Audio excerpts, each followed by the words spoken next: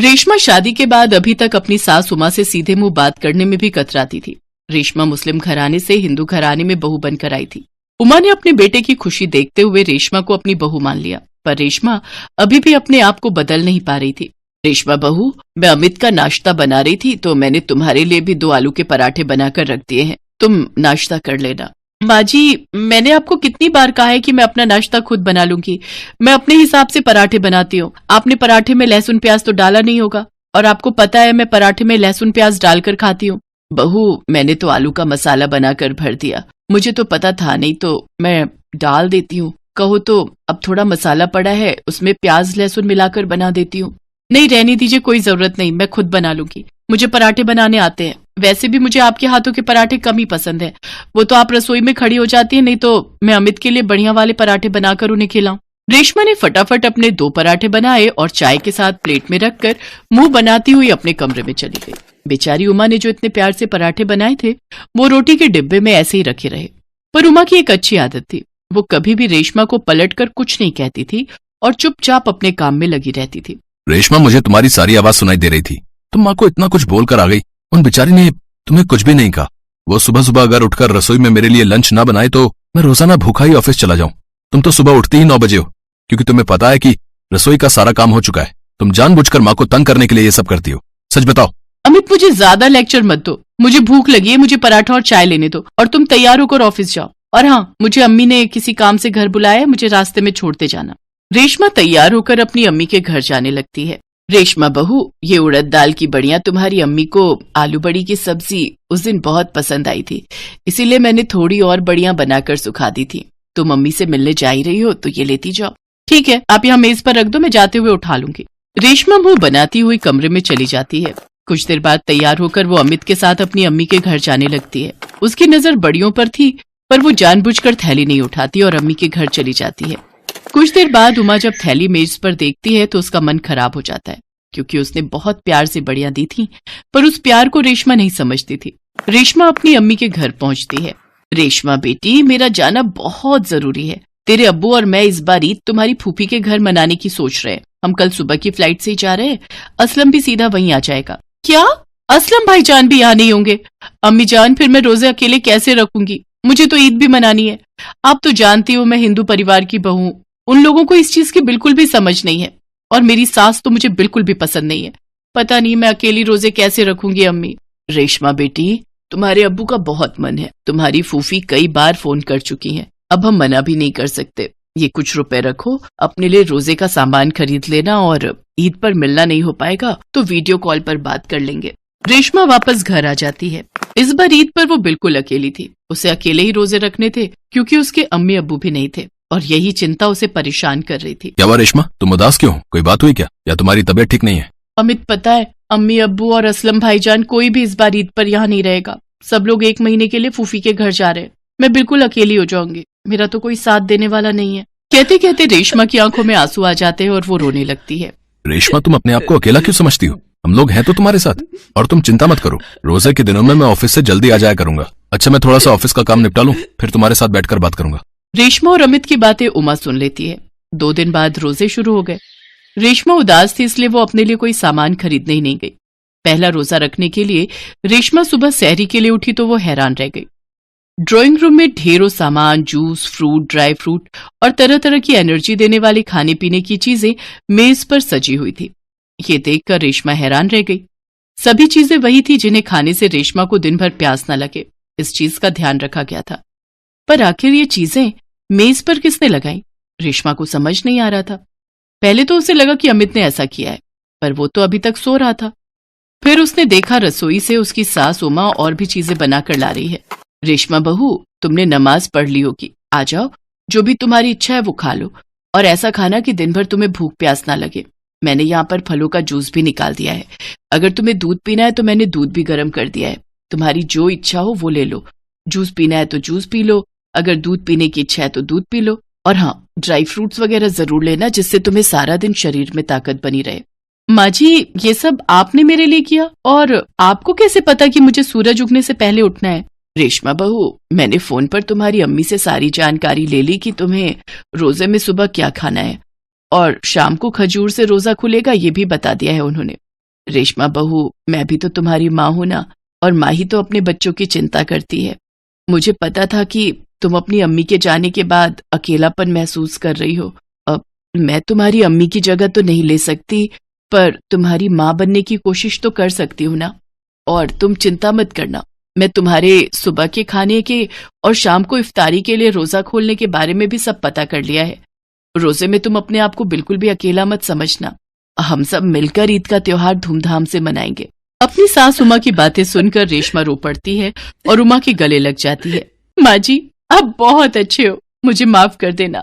आप तो मेरी अम्मी की तरह ही मेरा ख्याल रखते हो, पर मैं एक अच्छी बहू नहीं बन पाई। नहीं बहू, तुम बहुत अच्छी हो। चलो अब जल्दी से ये सब कुछ खा लो, नहीं तो समय निकल जाएगा।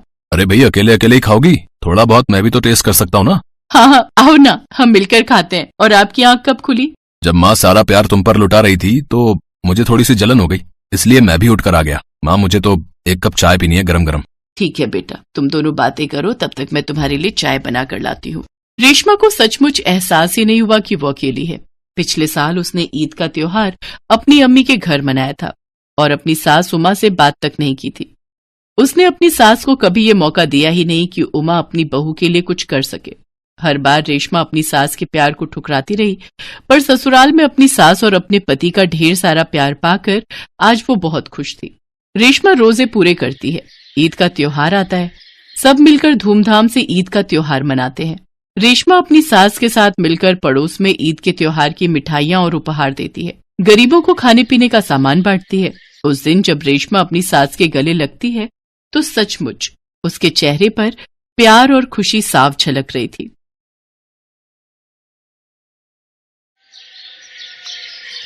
रुखसाना सोकर उठी और शोर मचाना शुरू कर दिया। अम्मी जान, क्या बात है? आज चाय वगैरह कुछ मिलेगी या ऐसे ही हलक सूखा रहेगा? रुखसाना बहू बस ला ही रही थी। वो कबूतर के पिंजरे में दाना खत्म हो गया था, वही डाल रही थी। काम तो आप ऐसे गिनवा रही हैं जैसे सारे घर का काम मैं आपसे ही करवाती हूँ। पूरा दिन आप पलंग तोड़ती हैं और जरा बहुत काम करके अपने बेटे से हिमायत वसूल करती हैं। रुखसाना बहू, तुमने नौकर चाकर सारे निकाल दिए, पूरा दिन घर के काम तुम मुझसे करवाती हो और असलम के सामने तुम झूठ बोल देती हो। अल्लाह से डरो रुखसाना बहू। हाय अल्लाह, अम्मी जान, तुम्हारी जुबान तो गज भर लंबी हो गई है। आज मैंने भी तुम्हें नाको तले चने ना चबवा दिए तो मेरा नाम भी रुखसाना बेगम नहीं। आज घर के सारे कीमती सामान और फर्श धोकर अच्छी तरह से चमकाने हैं और मेरा आज शाही मटन और कीमा खाने का बहुत मन है, इसीलिए ये सब आधे घंटे में तैयार कर देना, वरना आप जानती हैं मैं आपका क्या हाल करूंगी। हाँ, रुखसाना एक अत्याचारी बहू थी। वो अपनी सास बानो बेगम पर बहुत जुल्म करती थी। बानो बेगम का बेटा असलम दूसरे शहर में नौकरी करता था। वो कभी कभी छुट्टियों में घर आता था। असलम के आते ही रुखसाना मगरमच्छी आंसू बहाकर बानो बेगम की बुराई करती और 2 की 4 बातें लगाती। ऐसे ही एक दिन, अरे और खाओ ना, खासकर तुम्हारे लिए ही तो ये शाही कबाब बनाए हैं। ये देखो, चिकन बिरयानी ऐसे ही रखी है। इतने दिनों बाद आए हो और ठीक से कुछ खा भी नहीं रहे हो। अरे रुखसाना बेगम, कितना तो खा चुका हूँ, पेट में बिल्कुल भी जगह नहीं है, तुम खाओ। और अम्मी जान कहाँ है? बहुत देर से उन्हें ढूंढ रहा हूँ, दिखाई नहीं दे रही।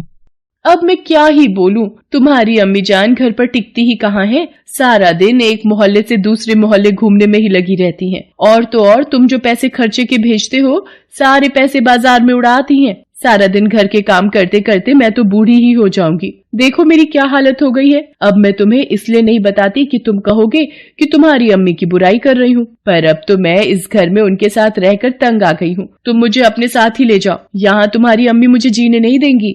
तुम चिंता मत करो, अम्मी को आने दो, मैं आज उनसे इस बारे में बात कर ही लूंगा। तभी बानो बेगम आ जाती है। अरे असलम बेटा, तू कब आया? मेरे बच्चे, मेरे नूर, कितने दिनों बाद तुझे देख रही हूँ। अम्मी जान, आप सुबह से कहाँ थी? आपको पता था ना आज मैं आने वाला हूँ, फिर भी आप घर पर नहीं रुकी। असलम बेटा, मुझे नहीं पता था कि आज तुम आने वाले हो। मुझे तो रुखसाना ने ये कहा था कि अगले महीने ईद पर तुम्हारा आना होगा। देखा आपने, देखा ये कितना सफेद झूठ बोलती हैं। भला मैं इनसे झूठ क्यों बोलूंगी? मैंने इन्हें 2 रोज पहले ही बता दिया था कि आप आ जाओगे और इन्हें काम न करना पड़े, इसलिए ये सुबह सुबह गायब हो गई।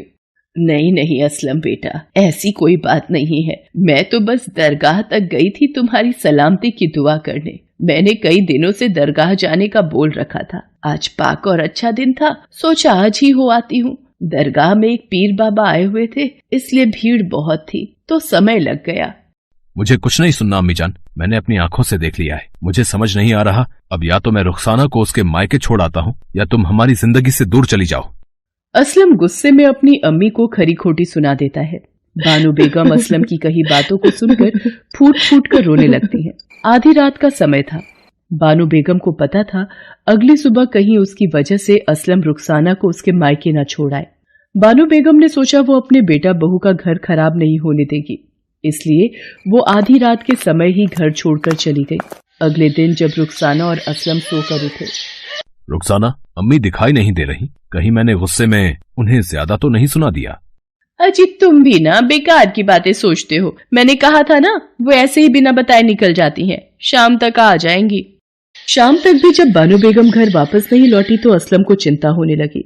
उसने हर जगह ढूंढा पर बानो बेगम का कुछ पता नहीं चला। असलम घर लौट रहा था।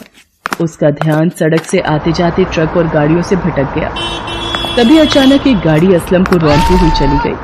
असलम खून से लथपथ जमीन पर तड़पने लगा। आते जाते लोगों ने जब उसे देखा तो एम्बुलेंस को फोन किया। मैं अभी हॉस्पिटल पहुंचती हूँ।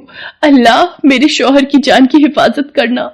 देखिए, इनका ब्लड बहुत बह चुका है, हमें खून की जरूरत है, पर इनके खून से मेल खाता खून हमारे हॉस्पिटल में नहीं है। डॉक्टर, असलम के ब्लड ग्रुप से मेल खाता ब्लड किसी भी हॉस्पिटल में नहीं है। अब असलम की जान तभी बच सकती है जब उनके लिए ब्लड का इंतजाम हो जाए। रुखसाना घबरा कर रोने लगती है और अल्लाह को याद करने लगती है। तभी अल्लाह उसी की मदद करते हैं जो दिल के साफ हो। बेटी, तूने जरूर किसी निर्दोष का दिल दुखाया होगा, तभी आज तेरे जीवन में ये दुख आया है। अपने गुनाह की माफी मांगनी है तो जा बेटी, अल्लाह के दर पर जाकर अपने शौहर की सलामती के लिए अपने गुनाहों की माफी मांग। अल्लाह तेरे गुनाह माफ करें, मैं दुआ करूंगा।